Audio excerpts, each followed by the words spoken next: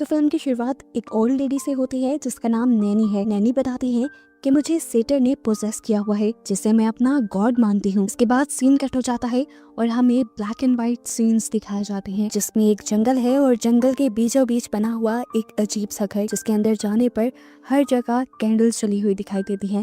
यहीं पर नैनी हमें पोजेस हालत में दिखाई जाती है। एक पिक्चर भी देखने को मिलती है जो नैनी और उसकी बेटी की थी और दूसरे रूम में हमें कोई लेडी व्हाइट गाउन पहने कैंडल्स के बीचों बीच खड़ी नजर आती है। ये व्हाइट गाउन पहनी हुई लड़की अब अपने घर के बाहर जाती है और अपने घर के बाहर पड़ी हुई डेड बॉडी के अंदर केरोसिन ऑयल डालकर आग लगा देती है, जिसके बाद हमने देखा कि उस बॉडी की सोल निकलकर आसमान की तरफ उड़ती जा रही थी और फौरन इसी के बाद हमें एक भयानक चीज दिखाई जाती है। ये डीमन था, सेटर। अब सीन्स दोबारा प्रेजेंट में आते हैं और प्रेजेंट में हम एडम को देखते हैं। एडम इस टाइम उसी जंगल में है जिस जंगल का हम ब्लैक एंड व्हाइट सीन देख चुके हैं और एडम रह भी उसी घर में रहा था जिस घर को हमने पिछले ही सीन में देखा है। असल में एडम नैनी का ग्रैंडसन था, इसीलिए वो नैनी के घर पे था।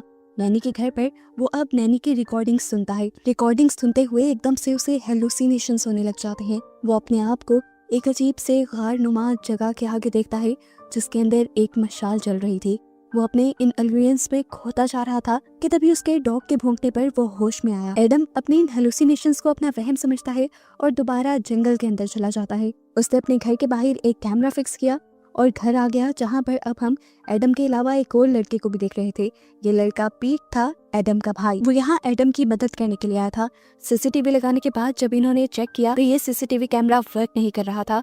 पीट ने उसे चेक करके बताया कि इस कैमरा की कुछ चीजें खराब हैं जिसे उसे घर से जाकर लानी होंगी। एडम पीट की बात मानते हुए घर चला जाता है, जबकि इसी छोटे से घर के अंदर हम देखते हैं कि पीट अब नैनी से बात कर रहा था। नैनी पीट को बताती है कि उनको भूलने की बीमारी है।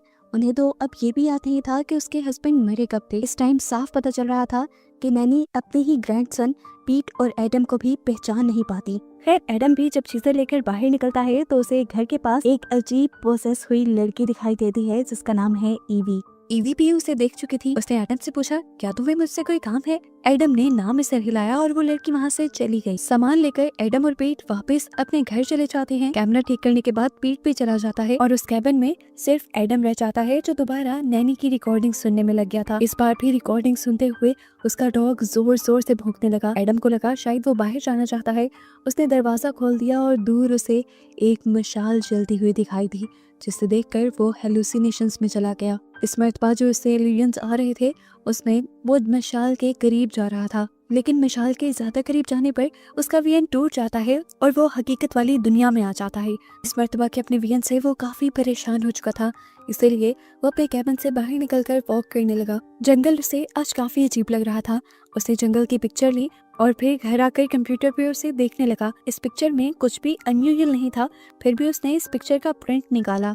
अगली सुबह एडम और पीट दोबारा नैनी के घर जाते हैं। पीट नैनी से बातें करने लगता है, लेकिन आज नैनी पीट को पहचान नहीं रही थी क्योंकि उनको भूलने की बीमारी थी। बातों ही बातों में सेटर की ये लोग बातें करने लग गए और नानी ने इन दोनों को बताया कि मुझे सेटर ने पोसेस किया हुआ है। वो मुझे गाइड करता है, बातें बताता है और वो जो मुझे बातें बताता है उसे मैं एक डायरी में लिख लेती हूँ। एडम आज घर में लगी इन तस्वीरों को देख रहा था जिसके साथ उनकी पुरानी मेमोरीज जुड़ी थी।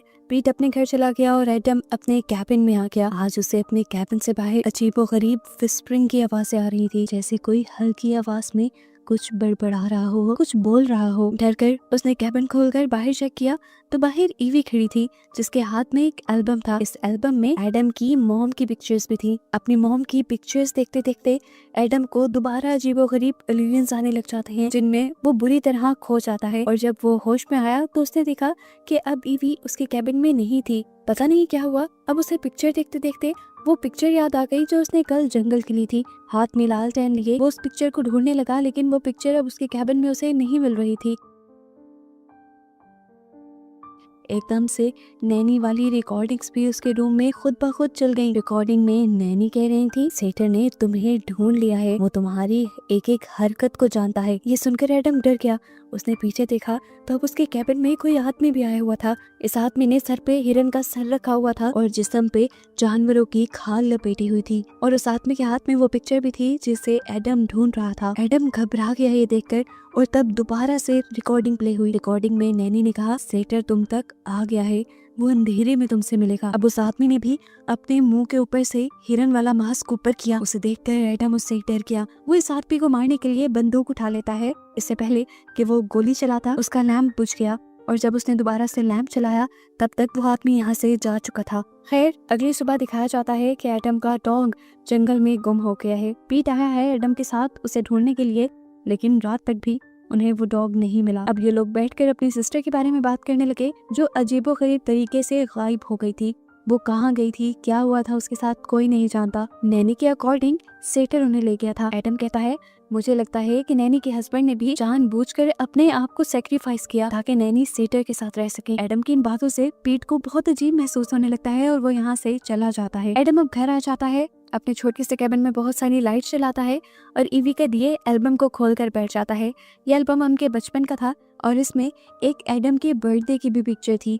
एडम को वो टाइम याद आने लगा, कितना अच्छा था उस टाइम सब। एडम के मॉम डैड, नैनी के हस्बैंड, सब लोग एक साथ थे एडम की खुशी में शामिल होने के लिए। ये फ्लैशबैक की सारी चीजों में हम देखते हैं कि जिस तरह सेटर ने नैनी को पोसेस किया हुआ था, सेम उसी तरह सेटर ने एडम की मॉम को भी पोसेस किया हुआ था, नैनी की बेटी को भी। इसे फ्लैशबैक में एडम की सिस्टर एडम से पूछते हैं, क्या सेटर तुम्हें भी पोसेस करता है? ये बात याद आते ही एडम एकदम से चौंक कर होश में आ जाता है और दोबारा उसे अपने कैबिन के बाहर अजीबोगरीब आवाजें सुनाई देने लगती हैं। इन अजीबोगरीब आवाजों को चेक करने के लिए एडम जब कैबिन से बाहर गया तो उसे ईवी दरख्तों से बंधी हुई नजर आई। वो ईवी की मदद करना चाहता था। वो करीब जाकर उसे खोलने की कोशिश तो करता है, लेकिन अचानक से ऐसा महसूस होता है जैसे उसे भी किसी ने पोसेस कर लिया है और पोसेस होकर वो ईवी का ही गला दबाने लगा। शुक्र था कि ईवी के मरने से पहले ही एडम को होश आ गया और उसने ईवी को छोड़ दिया और खोल भी दिया। ईवी उससे डर कर अब यहाँ से भाग गई। एडम को यही जंगल में अब वो आदमी भी नजर आता है जो पहले एक दिन उसके कैबिन में भी आ गया था, लेकिन अगला सीन इससे भी ज्यादा डरा देने वाला था। एडम ने क्या देखा कि ईवी को कोई चीज हवा में उड़ा के लेके जा रही है। किसी चीज ने जिंदा ही ईवी को आसमान में उठा लिया है, जैसे उसका सेक्रीफाइस किसी ने दे दिया हो। अपनी आंखों से नजर आने वाले इस डरावने सीन ने एडम की जान निकाल दी थी। वो भागकर अपने कैबिन में वापस आ गया। कैबिन के अंदर आकर वो बहुत ज्यादा डरा हुआ था। उसने बहुत सारी कैंडल्स ऑन कर ली जिससे अंधेरा खत्म हो जाए, रोशनी रहे और उसको डर कम लगे। और फिर उसने अपने लैपटॉप में वही पिक्चर निकाली जो उस दिन उसने जंगल की ली थी, जब उसे जंगल काफी अजीब लग रहा था। उसने ब्राइटनेस इस पिक्चर की तेज करके देखी तो उसे बहुत सारी अजीबोगरीब एंटिटीज जंगल में खड़ी हुई दिखाई दी। एडम के मुताबिक ये चारों एंटिटीज सेटर से लिंक्ड हो सकती थी। एडम और भी ज्यादा डर गया था क्योंकि उसे लग रहा था कि सेटर के कल्ट के ये मेंबर्स अब उसे भी ले जाएंगे जैसे वो ईवी को ले गए। अभी वो यही सब सोच ही रहा था कि अचानक से उसके कैबिन का भी दरवाजा खुल गया और वो चारों सेटर के कल्ट के मेंबर उसके कैबिन के अंदर आ गए। एडम को तो पता था ये उसे लेने आए हैं। उनसे बचने के लिए एडम कैबिन से निकलकर भाग गया। उनसे बचने के लिए एडम पूरी रात भागता रहा। भागते भागते वो जंगल के किनारे एक नदी तक भी आ गया। सुबह भी होने वाली थी लेकिन अभी अंधेरा था। लेक के करीब गार से उसे वो मशाल जलती हुई दिखाई दी जिसके बार बार उसे एल्यूवियंस आया करते थे। ठीक अपने एल्यूवियन की तरह वो आज उस मशाल की तरफ बढ़ने लगा। वो जब उस मशाल के पास पहुंचा तो बिल्कुल स्टिल हो गया। उसके सामने अब सेटर था जिसे वो पहली मर्तबा देख रहा था। एक भयानक इंसान और बकरे जैसी कोई क्रिएचर जो बहुत ही ताकतवर था। सेटर ने उसकी तरफ अपने नाखून से इशारा किया और सीन्स यहीं से शिफ्ट हो गए। काफी टाइम गुजर चुका है, मौसम भी बदल गया है और मालूम हुआ है कि एडम उस दिन के बाद से आज तक नजर नहीं आया। पीट उसके गायब होने का जिम्मेदार अपने आप को मानता है क्योंकि वो अपने भाई एडम का ख्याल नहीं रख पाया। एडम के गायब होने ने उसकी मेंटल हेल्थ को इतना खराब कर दिया था कि उसे मेंटल असाइलम में एडमिट करवाना पड़ा। और यहाँ पर हमें पहली मर्तबा डेबोरा यानी इनकी सिस्टर को दिखाया जाता है जिसके बारे में हमें मूवी के स्टार्ट में पता चला था कि वो गायब हो गई। वो पीट से मिलने आई थी जिसके बाद वो नैनी से भी मिलने गई। उसने नैनी की डायरी पढ़ी जिसमें वो सेटर की बताई चीजें लिखा करती थी और साथ ही उसने नैनी से अपनी मॉम के बारे में भी पूछा। नैनी को तो कुछ याद नहीं था इसलिए नैनी ने कुछ नहीं बताया। खैर डेबोरा ने नैनी से कहा मैं अब पीट से मिलने के लिए जा रही हूँ, उसकी भी हालत काफी खराब है। अगले सीन में दिखाया गया कि वो पीट के पास थी जहाँ पर पीट बाकी ही बहुत परेशान था। वो एडम के लिए आज भी उतना ही परेशान था जितना पहले दिन। तब डेबोरा ने उसे समझाया कि एडम पोजेस हो चुका था, उसका उस टाइम अकेले रहना ही बेहतर था और अगर वो गायब हो गया है तो क्या पता उसे सेटर ले गया हो और अगर वो वापस आ भी गया तो मुझे लगता है कि अब वो हमें नुकसान पहुंचाएगा। डेबोरा की बातों के बाद भी पीट को सब्र नहीं आया, तो वो जिद करके एडम को ढूंढने के लिए निकल गया। उसके हाथ में अभी भी अपनी और एडम की पिक्चर थी, जिसे वो देखते हुए इमोशनल भी हो रहा था। बहुत ढूंढने के बाद भी आज भी उसे एडम नहीं मिला। एडम की याद में पीट एडम के कैबिन में आ गया, जहां आकर उसने देखा कि ईवी चेयर पे बैठी हुई थी सफेद कपड़ों में और आराम से झूला झूल रही थी। वो उसे देखकर हैरान हुआ कि अचानक अगले ही पल किसी ने उसका गला पकड़ लिया। गला पकड़ने वाला कोई और नहीं बल्कि एडम ही था, जिसने उसे कुछ सोचने का भी मौका नहीं दिया और हिरन के सींग पीछे से उसके पेट में स्टैब करते हुए उसे मार डाला। उसके खून के छींटे उसकी फैमिली पिक्चर पर भी गिर गए। पीट की चीखें आसमान में गूंज जाती हैं और एडम उसकी चीखों को बंद करने के लिए उसे आग में धकेल देता है और ऐसे पीट की भी मौत हो जाती है।